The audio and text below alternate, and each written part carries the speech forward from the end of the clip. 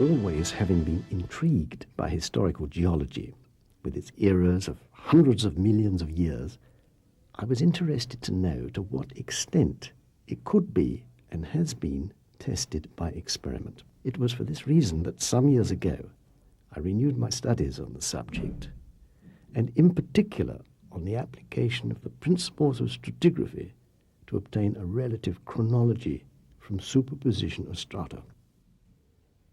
I started in the 1970s by reading reports from the Geological Society of America on the underwater drilling campaigns of the American ship Glomar Challenger. It was from these reports that I learned about the works of the German geologist Johannes Walter, one of the principal founders of sedimentology. Before going further, let's explain some of the terms involved. Stratification is the general term for layering in rocks. A stratum is a single layer of homogeneous or gradational lithology deposited parallel to the original dip of the formation. It is separated from adjacent strata or cross-strata by surfaces of erosion, non-deposition, or abrupt change in character. The term stratum includes bed and lamination, which carry definite thickness connotations. Strata vary in thickness from less than a millimeter for microstrata or laminae to more than a meter. A stratum often shows evidence of sorting of the particles of which it is composed, with the size decreasing from bottom to top of the stratum. The large particles at the bottom grade up to the small ones at the top. The limit surfaces are separations between the fine particles at the top of one strata and the large ones at the bottom of the strata which covers it. Bedding planes which can separate two strata, and those caused by erosion of sediments. A facies is a series of superposed strata having the same lithological content. For instance, a series of strata all composed of sandstone, or all of clay, or all of limestone, are called a facies. This cliff face has been divided into facies. The sandstone deposit is coloured yellow, the clay deposit blue, and the limestone orange. Each deposit is subdivided into strata. For 2 centuries since stratigraphy was founded, and without formal proof, strata superposed or sitting one on top of the other, and on a larger scale superposed facies, have been considered as successive layers or isochronously deposited sediment. That is to say that the lower one formed first, and then the one above it formed second, and so on. The principles of stratigraphy arose from this belief of strata and facies being successive layers. The term principle, as referred to in stratigraphy, is defined by the Oxford Dictionary as a general or inclusive law exemplified in numerous cases. It was in 1669 that Nicholas Steno, a naturalist from Tuscany, defined the principles of stratigraphy in his book entitled Prodromus. These include the principle of superposition, where in a sequence of strata, any stratum is younger than the sequence of strata on which it rests, and is older than the strata that rest upon it. At the time when any given stratum was being formed, all the matter resting upon it was fluid, and therefore at the time when the lower stratum was being formed, none of the upper strata existed. Steno, 1669. The principle of initial horizontality says that strata are deposited horizontally and then deformed to various attitudes later. Strata either perpendicular to the horizon or inclined to the horizon were at one time parallel to the horizon. Steno, 1669. the principle of strata continuity says that strata can be assumed to have continued laterally far from where they presently end. Material forming any stratum were continuous over the surface of the earth unless some other solid bodies stood in the way. Steno, 1669. These three principles of stratigraphy provided the basis upon which geologists at the end of the 18th century and the beginning of the 19th established the geological column. They assumed that sediments had deposited horizontally around the world and that the rate of deposition was the same everywhere for each layer. Furthermore, since the days of geologists James Hutton and Charles Lyell, it was assumed that the rate of erosion and sedimentation in the past was the same as today. In consequence, the age of a stratum was estimated from present-day rates of sediment deposition and from the depth of the stratum in the hypothetical column of sedimentary rock. Hypothetical because all the assumed stages of the column are never found together in any one geological formation. The method used to date the sedimentary rocks from the Cambrian period to the present was, therefore, based upon the principle of superposition. By applying the principle of continuity, the same age could be given to outcrops of what were assumed to be the same facies, whether in South America, South Africa, or Australia. Later, the fossil content of sedimentary formations in different sites was used to show a correspondence of age between the fossils of one site and those of another. This gave rise to a fourth principle of stratigraphy, the principle of paleontological identity. This principle states that two strata with the same paleontological content are the same age. This means that if the fossils in a layer in, say, the Himalayas are the same as those in a layer in the Appalachians, they could be considered as having the same age. As a preliminary to my experiments, I examined the existing data. At the end of the last century, Johannes Walter studied the formation of contemporaneous sedimentary deposits which prograded or developed from the coast towards the open sea. By drilling into the sediments, he observed the same succession of facies from the surface downwards as from the coast towards the sea. A law was formulated of Walter's observations that facies superposed in a deposit area would also be seen to lay side by side. He examined the sediments in the Bay of Naples.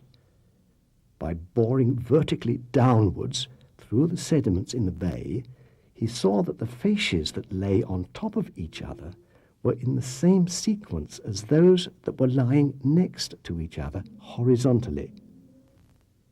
The sequence of facies that could be seen lying side by side as he went from the coast out to the sea was the same as the sequence of facies that lay on top of each other in a downward direction. He realized that the belief that the facies at the bottom was older than the one on top was wrong. Quite obviously, all the facies he was examining, the one at the top, the one underneath, and the one at the bottom, were still forming. They were forming sideways, so that part of the top facies was the same age as part of the bottom facies.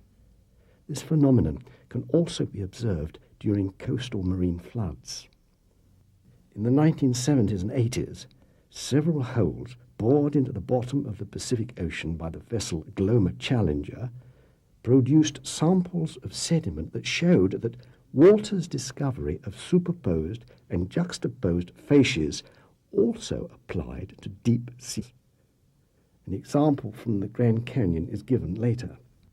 Walter's observations show that facies in sequences superposed and juxtaposed at the same time do not follow the principles of superposition and continuity. This phenomenon, confirmed and explained later on by our experiments in the laboratory, is shown to be a natural consequence of sedimentary mechanics. In 1970, I received a report from the American geologist Edwin McKee of his 1965 observations of sediments deposited as a result of a river in Colorado overflowing its banks at Bijou Creek due to 48 hours of torrential rain upriver. The stratified deposits, reaching a thickness of 12 feet, exhibited particle sorting and bedding planes. Bedding planes are generally interpreted by classical stratigraphy as the result of interruptions of sedimentation and hardening of the surface of the last formed layer prior to further sedimentation. The rains having lasted 48 hours and the supply of sediment being continuous throughout the period, it was impossible by simple observation to tell whether the strata had formed successively one on top of the other. In any case, 48 hours gave no time for the surface of a strata to harden before subsequent sediment was deposited on top of it. So the partings had to be explained by some other phenomenon than hardening. This led me to do some experiments on stratification. The first were in France with limited material. From a preliminary investigation of the existing geological and sedimentological data, I was surprised to find that there was no experimental explanation of the formation of strata. It had apparently been assumed that strata form in accordance with the principles of stratigraphy mentioned earlier, but there was no experimental data to confirm the assumption. My first objective was, therefore, to test the assumption by experiment. If it was shown to be correct, then the experiment would have provided the necessary proof. If the assumption was proved to be incorrect, then the tool used by geologists for determining the chronology of fossils and rocks would be shown to be of little value. The second objective would therefore be to provide an experimentally tested mechanism for strata building. I started by examining how sedimentary particles deposited in both dry and wet conditions. In both cases, sand particles of differing size poured into a flask produced microstrata or laminae. The microstrata formed from the particles of sand sorting themselves out according to size, with the larger particles at the bottom grading up to the smaller ones at the top. This fact was fundamental because it showed that microstrata or laminae formed from particle sorting irrespective of the speed of sedimentation, and not, as had been assumed by geologists for 2 centuries, by one layer forming first and then the next one forming on top of it. The results were published by the French Academy of Sciences and decided me to continue my experiments, but on much larger scale. Larger scale experiments required the resources of a laboratory with the latest technology in hydraulics. Having read their reports on sedimentology, I got in touch with the Colorado State University in North America. This contact led to an agreement being signed for a series of experiments to be conducted in their modern hydraulics laboratory at Fort Collins. This is a photo taken outside the laboratory of myself with Pierre Julien and his assistant. Pierre Julien is a lecturer in sedimentology at the university and was in charge of the experiments. They took place in large glass-walled tanks called flumes. Water, laden with sediment, was pumped into a flume, and the way it deposited could be observed and filmed from above and through the sides of the tank. Different-sized particles of sand were poured into water circulating in a flume. The movement of the water caused the particles to be sorted according to their size. Some of the fine and coarse particles were slowed down by either the roughness of the base of the flume or the sediments already deposited. They deposited, causing superposed laminae to form in the direction of the current. A reduction in current caused mainly larger particles to deposit on the previous laminae. Both the finer and coarser particles not contacting the laterally forming stratum continued to be transported by the current. An increase in the current velocity, again due to friction, caused laminae similar to the previous ones to form on top of the stratum of large particles. The accumulation of sediment between two instants of time, T1 and T2, produced a deposit. The deposit consisted of a part of the lower laminae, part of the stratum of large particles, and part of the upper laminae. Each subsequent individual deposit from upstream to downstream was therefore younger than the one before it. If it were possible to differentiate these successive lateral deposits, the time needed for a strata to form could be calculated by adding the difference of time between T1 and T2 to the difference between T2 and T3, and so on. Due to the presence of a current, strata were formed vertically and laterally at the same time in the direction of the current. The experimenter had scope for testing a wide range of conditions by inclining the flume to provide a slope and by regulating the speed of water current and the supply of sediment. As the results of the various experiments were analyzed, it became clear that what had been demonstrated with microstrata in a flask held good on a much larger scale and under all the conditions tested. The flume experiments demonstrated the mechanical nature of stratification, whereby particles segregated according to their size when transported by a current of variable speed. Desiccation or drying out of deposits caused bedding partings. Stratification of the deposit under both dry and water conditions formed parallel to the slope of the initial area of deposit, which could exceed 30 degrees.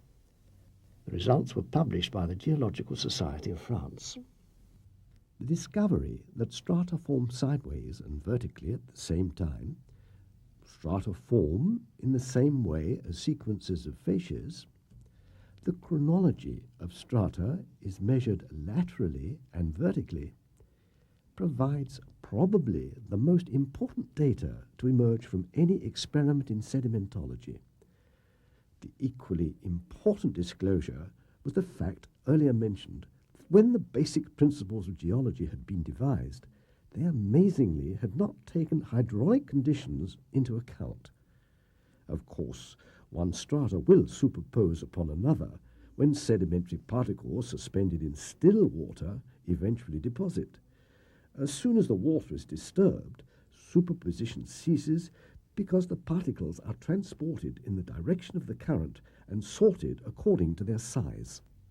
The first major question was to what extent, if any, could these laboratory results confirm the principles of stratigraphy. Continued experiments revealed corroborating evidence that what was taking place was the normal results of sedimentary mechanics. This basic fact had not emerged because of the conviction that sedimentary deposits were time-dependent. The principle of superposition, believed to account for all stages of the geological column, supported the concept of very slow deposition over long periods of time. Experiments on sediment transported by water with varying currents challenged this concept and showed the limited application of the superposition principle. The speed of the water current started at 1 meter per second and gave rise to a deposit of microstrata or laminae prograding downstream. The flow of the current was then reduced to 0.5 meter per second.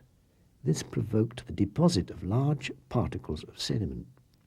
Then, as the deposit thickened, the speed of current was increased back to 1 meter per second, and laminae deposited on the large particles. So the deposit was composed from top to bottom of beds or strata of small particles, large particles, and small particles. The three superposed beds prograded together from upstream to downstream. This demonstrated that the beds or strata did not form one at a time as required by the principle of superposition. They formed simultaneously. Nor did any one bed have the same age at any point as required by the principle of continuity, because they formed together and sideways. Each lateral part of a single bed or strata therefore had a different age. But something else was happening. when the velocity of flow was reduced, a second deposit started forming on top of the first, whilst the first was continuing. The two superposed deposits prograded simultaneously from upstream to downstream. When the velocity of flow was increased, a third deposit started forming on top of the other two, and all three prograded together downstream. Here we have a phenomenon of multiple beds of sediment forming on top of each other, vertically and sideways at the same time, the triggering mechanism having been simple changes of current. The laboratory experiments showed that where there is a water current, one layer does not deposit upon the other, with each layer being older than the one which covers it. This would therefore appear to be a major exception to the principle of superposition. Many parameters were tested, from very slow to very fast currents. None of them, however, provided an example of the principle in operation. The experimental results, therefore, did not confirm the definition that the principle of superposition is a general or inclusive law exemplified in numerous cases. Could it be that the authors of the principle of superposition had not taken hydraulic conditions into account? This possibility would seem to be confirmed by other experiments which showed that the principle of superposition only applied to very fine sediments depositing in water where there is little or no current. The principle applying in such limited conditions can hardly be considered to be a general or inclusive law applying in numerous cases. The fact that stratification formed parallel to the slope, exceeding an angle of 30 degrees, highlights the inaccuracy of the principle of original horizontality, which states that layers or strata form horizontally. It must be remembered that this principle is used by geologists to interpret past conditions producing the sedimentary rock we see today. Sloping strata suggested to them that movement had taken place, causing originally deposited horizontal strata to be tilted at an angle. The experiments show that sloping strata could simply be the result of sediments depositing on an inclined bed. It was shown in the laboratory that the principle of continuity did not apply to strata forming in a current. The strata formed laterally from upstream to downstream in the direction of the current. They did not superpose successively. Consequently, the stratum created in the laboratory did not have the same age at any point as asserted by the principles of stratigraphy. The stratigraphic principles had been used to obtain age correlations between geological formations separated by distances. This fact indicates that no account had been taken of the effect of local currents in the oceans or seas in which the sediments in these geological formations had been deposited. Strata forming in different parts of the same ocean or in different oceans would be subject to differing hydraulic conditions and could not be considered as continuous. The geological column was conceived on the assumption that the principles of stratigraphy applied as a general law with numerous examples. The laboratory demonstration that the principles of stratification do not apply where there is a current challenges the basis upon which the geological column was formed. As with particles of sediment, organisms get swept along laterally by strong currents and deposited successively in sediments in which they become fossils. When the sediments hardened into rock, the position of the fossils provided no indication of age. Fossil 1, in the upper strata, for instance, was deposited before fossil 2 in the lower strata. Fossil 1 could, therefore, be older than fossil 2 in the lower strata. The second major question was to what extent, if any, could these laboratory results explain geological formations around the world. The link between the two was provided by a reference in a 1994 publication entitled Grand Canyon. It contained an item contributed by PhD geologist Stephen Austin, which referred to two papers, one by sedimentologist D.M. Rubin published by Sedimentary Geology, on the relation between hydraulic conditions and stratified structures in the Bay of San Francisco, and the other by J. Southard in Sedimentary Petrology, which summarized 39 series of flume experiments on the same relations. Rubin summarized these relations diagrammatically, showing the speed of current, depth of water, and size of sedimentary particles necessary to produce the different structures found in sedimentary deposits.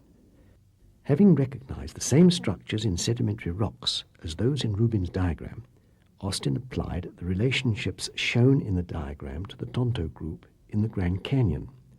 This geological formation extends for 800 kilometers from east to west and corresponds to a transgressive sequence of three facies superposed and juxtaposed. The upper facies is limestone, the middle facies clay, and the lower one sandstone. As predicted by Walter's law, the same sequence of facies is found side by side. By means of Rubin's diagram, Austin determined the hydraulic conditions that would have existed when the sediments giving rise to the rock facies of the Tonto Group were deposited. These conditions were principally the velocities of current in the transgression, which caused the water to rise more than 2,000 meters above today's ocean level. The maximum velocity corresponded to the initial erosion of the subjacent rocks by the invading marine waters. The velocity was greater than 2 meters per second.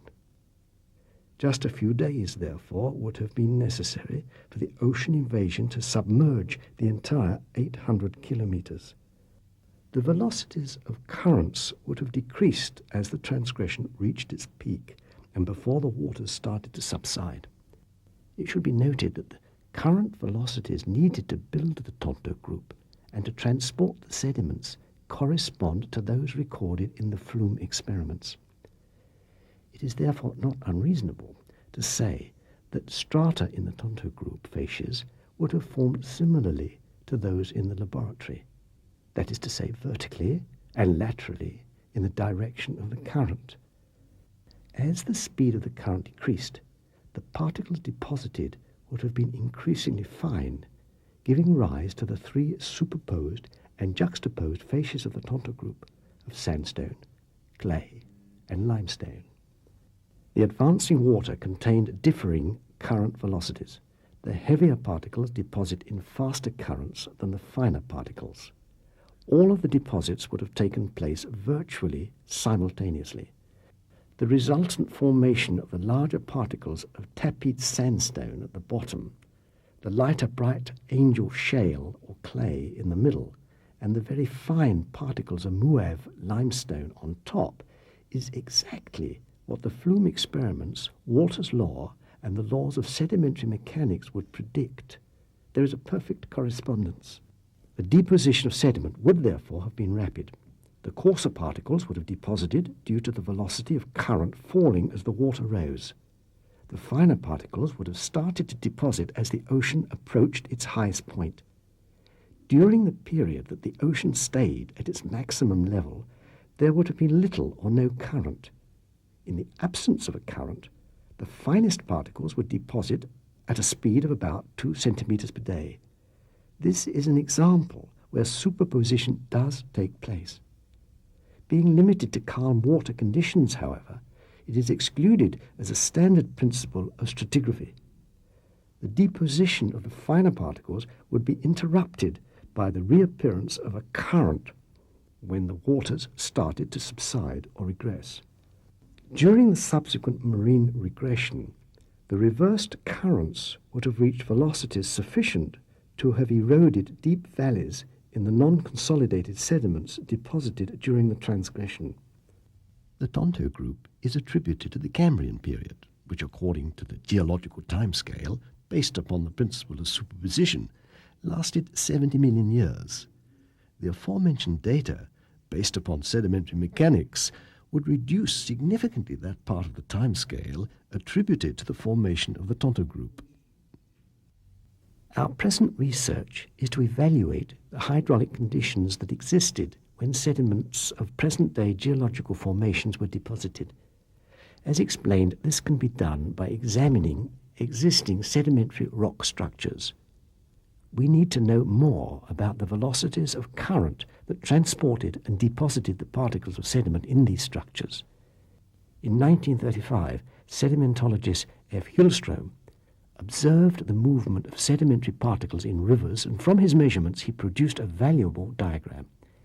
It shows the correspondence between average velocities of currents and zones of erosion and size, transport and deposit of sedimentary particles. Although the erosion and transport have been carefully measured, the velocities of sedimentation were estimated empirically by Hillstrom as 2/3 of the erosion velocities. The object of our new experimental program is to determine these velocities with more precision. The assumptions upon which the formation of rock strata were based had never been verified experimentally. These assumptions, tested by laboratory experiments, are shown to be inapplicable to sediments transported by current. The same experiments showed that strata form according to the laws of mechanics. Our research and experiments demonstrated that the principles of stratigraphy did not apply to stratified deposits formed in the flume experiments when there was a current. Our experiments confirmed and explained on the scale of strata what Johannes Walter had observed on the scale of facies. They showed that the principles of superposition and continuity did not apply in either case. Neither facies nor strata in sequences succeeded each other chronologically. They were deposited simultaneously according to sequence stratigraphy. Rubin and Southard's flume experiments and submarine observations established the relation between hydraulic conditions and structures in deposits. These deposit structures are found in sedimentary rocks. From them, the original hydraulic conditions, and particularly velocity of current, can be determined, as Austin did in the Tonto group. His valuable work is completed by the mechanism of strata formation discovered by our experiments. Superposition and continuity only apply in limited conditions, such as fine sediments in suspension in calm water. In a transgression, regression or progradation, where there is a current, the principles no longer apply. According to the definition, a principle should apply generally. Superposition and continuity should therefore no longer be taught as principles, as they have been proved by experiment not to be a general or inclusive law exemplified in numerous cases. The geological timescale was established on the belief that the principles of stratigraphy applied generally. The empirical proof of their limited application must involve important changes to the scale. The Tonto group was attributed to the Cambrian period, which according to the time scale took 70 million years to form. By application of sedimentary mechanics, it has been shown that the group could have formed within several days or weeks. Our experiments have shown that the principles of stratigraphy are not a general or inclusive law exemplified in numerous cases. They need therefore to be replaced by a method for determining the paleohydraulic conditions that existed when the sedimentary rocks were formed. Data from the past and future referred to earlier will help guide the research.